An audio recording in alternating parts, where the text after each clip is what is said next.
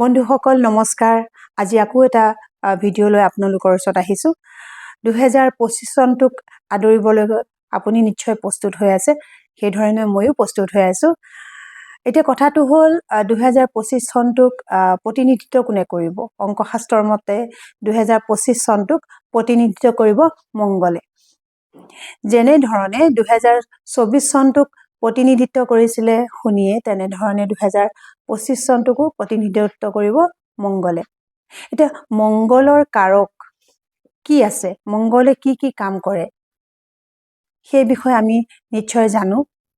গতিকে 2025 চনটোক মংগলে কেনেধৰণে প্ৰতিনিধিত্ব কৰিব আমাৰ ভাৰতবৰ্ষ, আমাৰ এই দেশখনক, আপোনাৰ লগত, মোৰ লগত, এই গোটেইখিনি বিষয়ে আপুনি থুলমূলকৈ জানা খুবেই দৰকাৰ। আপুনি এৱেৰ হোৱাৰ খুবেই দৰকাৰ, সাৱধান হোৱা দৰকাৰ। লগতে আপোনাৰ ভাল খবৰো পোৱাৰো সম্ভাৱনা যথেষ্ট দেখা পোৱা যায়। 2025 চনটো যিহেতু মংগলে ৰিপ্ৰেজেণ্ট কৰিব বা মংগলে প্ৰতিনিধিত্ব কৰিব, গতিকে 2025 চনটোত আমি ভূমি ৰিলেটেড যিবোৰ কাম আছে, সম্পত্তি, য'ত বল শক্তি সক্ৰিয়তাৰ লগত জড়িত যিবোৰ কাম আছে, তাত যথেষ্ট ভাল আৰু বেয়া দুটাই মিশ্ৰিত এটা ৰিজাল্ট দেখা পোৱা যায়। 2025 চনটো যিহেতু মংগলে ৰিপ্ৰেজেণ্ট কৰিব, গতিকে ভাৰতবৰ্ষৰ কাৰণে এটা আচৰিত ঘটনা হোৱাৰ সম্ভাৱনা আছে। সেইটো সীমা বিবাদো হ'ব পাৰে বা ওচৰৰ যি আমাৰ দেশকেইখন আছে, সেই দেশৰ লগত সীমা বিবাদ, যুদ্ধ বিগ্ৰহ হোৱাৰ সম্ভাৱনা খুব প্ৰবলভাৱে দেখা পোৱা যায়। এই মুহূৰ্তত যিহেতু চাইনাই হওক অথবা পাকিস্তানেই হওক, যিসমূহ আমাৰ শত্ৰু দেশ আছে, সেই শত্ৰু দেশসমূহে আমাৰ ওপৰত বল প্ৰয়োগ কৰিব পাৰে। ইয়াৰ সম্ভাৱনা খুব সুন্দৰভাৱে আমি বিশ্লেষণ কৰিলে দেখা পোৱা যায়। তাৰোপৰি ক'ৰবাত বোমা বিস্ফোৰণ হোৱাৰ সম্ভাৱনা আছে। ৰেল দুৰ্ঘটনা যোৱা 24 চনটোতো হৈছিলে, যিটো বছৰ এতিয়া চলি আছে।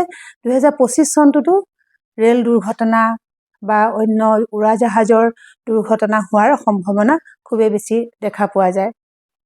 তাৰ লগে লগে টেকন'লজি ডেভেলপমেণ্ট খুব সুন্দৰভাৱে দেখা পোৱা যায়। ভাৰতবৰ্ষত এটা নতুনত্ব আহিব, যিটো উদ্ভাৱন কৰিব বিজ্ঞানে। নাছাত যেনেধৰণে ৰিচাৰ্জ চলি আছে, ইছৰোতো আৰু সুন্দৰভাৱে ৰিচাৰ্জ চলিব আৰু মংগল গ্ৰহ ৰিলেটেড কিছুমান ৰিচাৰ্জ আমাৰ ভাৰতবৰ্ষৰ পৰা পঠোৱাৰ সম্ভাৱনা খুব প্ৰবলভাৱে দেখা পোৱা যায়। তাৰোপৰি এই ৰিচাৰ্জত সফলতাও অৰ্জন কৰাৰ এটা ইংগিত পোৱা যায়, যিহেতু মংগল এটা সুন্দৰভাৱে প্ৰতিনিধিত্ব কৰিব 2025 চনটোত। তাৰোপৰি আপোনাৰ বাৰ্থ চাৰ্টত যদি মংগল পজিটিভ হৈ আছে, তেতিয়াহ'লে আপোনাৰ জীৱনতো মংগলে এটা ভাল কাম কৰাৰ সম্ভাৱনা দেখা পোৱা যায়। আপোনাৰ বাৰ্থ চাৰ্টত মংগল কেনেধৰণে আছে? মংগল প্ৰবল হৈ আছে, মংগল শত্ৰুৰ ঘৰত আছে নে বন্ধুৰ ঘৰত আছে? যদি বন্ধুৰ ঘৰত আছে, বল শক্তি বেছি হৈ আছে, তেতিয়াহ'লে ক'ৰবাত নহয় ক'ৰবাত আপুনি সম্পত্তি ক্ৰয় কৰাৰ সম্ভাৱনা বেছি দেখা পোৱা যায়। তাৰোপৰি দেখা পোৱা যায় যে আপোনাৰ যিবোৰ সীমাৰ লগত জড়িত যিবোৰ বিবাদ আছে, সেইবোৰ মীমাংসা হোৱা দেখা পোৱা যায়। লগতে আপোনাৰ পৈতৃক সম্পত্তি পোৱাত লিগেচি পোৱাৰ সম্ভাৱনা প্ৰবল দেখা পোৱা যায়, যদি আপোনাৰ বাৰ্থ চাৰ্টত মংগল শুভ জেগাত আছে, শুভ ঠাইত আছে, শুভ ৰাশিত আছে। তাৰোপৰি দেখা পোৱা যায় যে মংগল যিসকলৰ জন্মকুষ্ঠিতে হওক বা অংকশাস্ত্ৰৰ কুষ্ঠিতে হওক, যদি নিগেটিভ হৈ আছে, তেতিয়াহ'লে ক'ৰবাত নহয় ক'ৰবাত এক্সিডেণ্ট, দুৰ্ঘটনা, লিটিগেশ্যন, বদনাম, মাটি বাৰী সংঘাত, ভাতৃৰ সংঘাত হোৱাৰ খুব বেছি দেখা পোৱা যায়। আনহাতেদি যিসকলে চাকৰিৰ কাৰণে তৈয়াৰী কৰি আছে, প্ৰস্তুত হৈ আছে বা তেওঁলোকে চেষ্টা কৰি আছে, প্ৰশাসনিক হওক বা গভৰ্ণমেণ্ট চাকৰি হওক, হস্পিটেল ৰিলেটেড, হেল্থ ৰিলেটেড যিবিলাক চাকৰি হওক, এই ক্ষেত্ৰত যদি মংগল শুভ হৈ আছে আপোনাৰ বাৰ্থ চাৰ্টত, তেতিয়াহ'লে আপুনি ভাবক 2025 চনটো আপোনাৰ কাৰণে এটা শুভ বাৰ্তা আনিব কৰ্মক্ষেত্ৰত। আৰু যিসকলে ব্যৱসায় বাণিজ্য কৰি আছে তেওঁলোকৰ কাৰণেও দেখা পোৱা যায় যে আপোনাৰ বাৰ্থ চাৰ্টত যদি মংগল শুভ হৈ আছে, 2025 চনটোত আপুনি 2024 চনতকৈ বেছি ভাল ৰিজাল্ট পাব। কিয়নো মংগল হ'ল ভূমিৰ কাৰক, মংগল হ'ল শক্তিৰ কাৰক, মংগল হ'ল সত্ৰিয়ৰ কাৰক, মংগল হ'ল এনাৰ্জি কাৰক। মংগলে মাটি বাৰী আৰু মান সন্মান বল শক্তি দিয়ে। ক'ৰবাত নহয় ক'ৰবাত আপুনি সেই শক্তি পাব।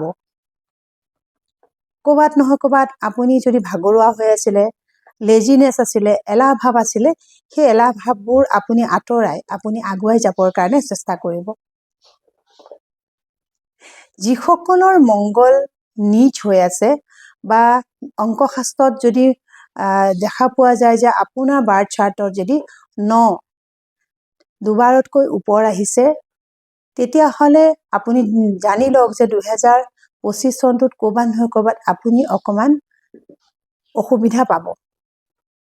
অসুবিধাবোৰ এনেধৰণৰ হ'ব পাৰে যে আপুনি ক'ৰবাত গৈ আছিলে, হঠাৎ গাড়ীখন এক্সিডেণ্ট হৈ গ'ল, অথবা আপোনাৰ ভূমি বিবাদ হ'ল, ক'ৰবাত চালান কাটি দিলে, কোনোবাই কেছ মামলা কৰিলে আপোনাৰ ওপৰত, ভাতৃৰ লগত মিছা কাৰণত সংঘাত হ'ল, লিগেচি ৰিলেটেড কামত আপুনি বাধা পাইছে। এনেধৰণৰ বিভিন্ন কাৰক দেখা পোৱা যায় যে সংঘাত হোৱাৰ সম্ভাৱনা আছে। সন্তানৰ পৰাও সুখ আপুনি নাপাব যদি আপোনাৰ বাৰ্থ চাৰ্টত মংগল নীচ হৈ আছে আৰু আপোনাৰ জন্ম তাৰিখ যদি আমি চাওঁ, গোটেই ডেট অফ বাৰ্থটো যদি চাওঁ, যদি 9 দুবাৰতকৈ বেছি আহিছে বা দুবাৰো আহিছে, তেতিয়াও কিন্তু আপুনি ক'ৰবাত নহয় ক'ৰবাত সংঘাত হোৱাৰ সম্ভাৱনা আছে, কাজিয়া পেচাল বাদ বিবাদ হোৱাৰ সম্ভাৱনা প্ৰবল দেখা পোৱা যায়। বন্ধুসকল, মংগল যিহেতু আমাৰ শক্তিৰ কাৰক, আমাৰ উইল পাৱাৰ কাৰক, আমাৰ এনাৰ্জি কাৰক, গতিকে ক'ৰবাত নহয় ক'ৰবাত মংগল যেতিয়া নীচ হৈ যায় তেতিয়া আমাৰ সেই এনাৰ্জি লছ হয়। তাৰোপৰি আন এটা বস্তু দেখা পোৱা যায় যে ৰজা বুলি কওঁ যেতিয়া সূৰ্য, আমাৰ গোটেই ব্ৰহ্মাণ্ডৰ কাৰক সূৰ্য, যি আমাৰ এনাৰ্জি চ'ৰ্চ, সেই এনাৰ্জি চ'ৰ্চ সূৰ্যও যদি আপোনাৰ বাৰ্থ চাৰ্টত পজিটিভ হৈ আছে, মংগল যদিও পজিটিভ হৈ আছে, ক'ৰবাত নহয় ক'ৰবাত মংগল আৰু সূৰ্য যদি আপোনাৰ বাৰ্থ চাৰ্টত পজিটিভ হৈ আছে, 2025 চনটোত আপুনি ৰাজনৈতিক ক্ষেত্ৰখনত আগুৱাই যোৱাৰ প্ৰবল সম্ভাৱনা দেখা পোৱা যায়। আপুনি চাব যে আপোনাৰ বাৰ্থ চাৰ্টত যদি অংকশাস্ত্ৰৰ মতে আপোনাৰ বাৰ্থ চাৰ্টত যদি এবাৰেই 1 আহিছে বা আপোনাৰ ডেষ্টিনি 1 হয়, বা আপোনাৰ বাৰ্থ চাৰ্টত 9 এবাৰে আছে, 9 এবাৰে আছে বা ডেষ্টিনি 9 আছে, তেতিয়াহ'লে 2025 চনটোত আপুনি ভবাৰ দৰে যিটো গ'ল আপুনি ফিক্স কৰি থৈছে যে 2025 চনটোত এই কামটো মই কৰিম, তেতিয়াহ'লে 2025 চনটোত সেই কামটো আপুনি সফল হ'ব নিশ্চিত বুলি ভাবি লওক। বন্ধুসকল, এতিয়া কথাটো হ'ল যে মংগল যদি নিশ্চয় আছে বা আপোনাৰ বাৰ্থ চাৰ্টত যদি 9 বহুবাৰ আহিছে, তেতিয়াহ'লে আপুনি কি কৰা উচিত? তেতিয়াহ'লে মংগলবাৰে গৰুক গুৰ খুৱাওক, লগতে আপোনাৰ যি ভাতৃ বা ভাতৃতুল্য যি বন্ধু আছে বা ভাইটি তুল্য যিখিনি লগৰ সমনী আছে, তেওঁলোকক অন্তত সন্মান কৰক, মৰম কৰাৰ যত্ন কৰক। লগতে আপোনাৰ দেউতা, আপোনাৰ সন্তান, তেওঁলোকক যথাসাধ্য ভক্তি কৰক, লগতে তেওঁলোকক চেষ্টা কৰক আপুনি আপোনাৰ যোগ্যতাৰে তেওঁলোকক সন্মান মৰম দিবৰ কাৰণে। এই কামখিনি কৰকচোন।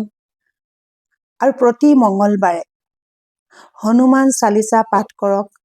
তাৰোপৰি আপুনি মংগলবাৰ দিনাখন ওম হনুমন্তে নমঃ, ওম হনুমন্তে নমঃ কৰি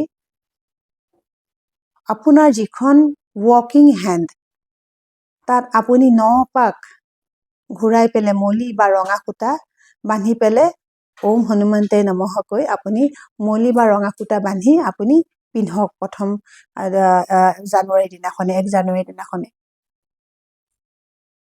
এই কামটো আপুনি কৰাৰ পিছত আপুনি আপোনাৰ মাজৰ যি নেগেটিভিটি আছে যি লেজিনেছ আছে যি কাৰেজেছটো কম আছে সেই কাৰেজখিনি আপুনি দেখিব ঘূৰাই পাইছে হনুমান চালিচা পঢ়ক হনুমানজীক সেৱা ভক্তি কৰক নিজৰ ঘৰখনৰ যি ভাতৃ আছে সন্তান আছে দেউতা আছে তেওঁলোকৰ লগত এটা ভাল সম্পৰ্ক ৰাখক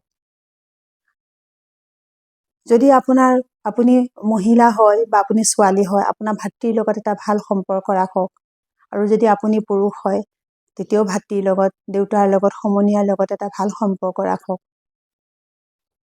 তাৰ উপৰি আন এটা কাম কৰিব সেইটো হ'ল ৰামবাণ হ'ল আপোনাৰ যদি মাটিৰ বিবাদ চলি আছে সম্পত্তিৰ বিবাদ চলি আছে তেতিয়াহ'লে অকমান আপোনাৰ ঘৰৰ বাউণ্ডৰীৰ মাটিৰ অলপ ল'ব হাতৰ তলুৱাত যিখন ৱৰ্কিং হেণ্ড হয় তাত ল'ব আৰু মনে মনে ব্ৰহ্মাণ্ডক আৰু সূৰ্যৰ শক্তি আৰু মংগলক আপুনি মনৰ পৰা ক'ব সেই মংগল দেৱতা সেই সূৰ্য দেৱতা সেই ব্ৰহ্মাণ্ড তোমাৰ শক্তিৰে পৰিপূৰ্ণ কৰা যিমান আগৰ জন্মৰ যিমান নেগেটিভ কৰ্মা আছে সকলো কৰ্মা তুমি দূৰ কৰা আৰু মোক সুপথেৰে পৰিচালিত কৰা মোক জ্ঞান দিয়া মোক বুদ্ধি দিয়া মোক এটা সৎপথেৰে লৈ যায় যি বিবাদ মীমাংসা যিবোৰ আছে সেই সকলো মীমাংসা বিবাদবোৰ দূৰ কৰি মীমাংসালৈ আনা যাতে আৰু এই ভূমি ৰিলেটেড যিবোৰ সমস্যা আছে এই সমস্যাবোৰ আজিৰ পৰা দূৰ কৰা কৰি পেলাই এই সেৱা এটা কৰিব আপুনি মনৰ পৰা যিখিনি আছে সংকল্প কৰি সেই মাটি টুকুৰা মংগলবাৰ দিনা কৰিব এই কামটো সেই মাটি টুকুৰা নদীত বিসৰ্জন দিব আপুনি দেখিব লাহে লাহে যি ধৰণৰ এনাৰ্জি নেগেটিভ এনাৰ্জিবোৰ আছে যিবোৰ পৰা আপোনাৰ বিবাদ চলি আছে মাটি বাৰীৰ বিবাদ চলি আছে সংঘাত চলি আছে ভাতৃ সংঘাত বা শাৰীৰিক সমস্যা আছে বা লিগেসি ৰিলেটেড সমস্যা আছে বা লিটিগেশ্যন লাগি আছে আপোনাৰ কোৰ্ট কাছাৰী মোকা মানে কিবা মীমাংসা হোৱাগে নাই সেইবোৰৰ পৰা আপুনি অতি সোনকালে দূৰ হ'ব আপুনি মীমাংসা পাব তাত আপুনি আপোনাৰ যি ন্যায় সেই ন্যায় পাব বন্ধুসকল আকৌ আহিম এনে ভিডিঅ' লৈ পেলাই যিখিনি 2025 চনত অংকশাস্ত্ৰৰ মতে নাম্বাৰ 1ৰ কাৰণে কি হ'ব বেছিক নাম্বাৰ বা ডেষ্টিনি নাম্বাৰ 1ৰ কাৰণে 1ৰ পৰা 9লৈকে কাৰ কেনেধৰণৰ ফল হ'ব পাৰে কি হ'ব পাৰে তাক লৈ আকৌ আহিম আজিলৈ ইমানতে ধন্যবাদ থাকিল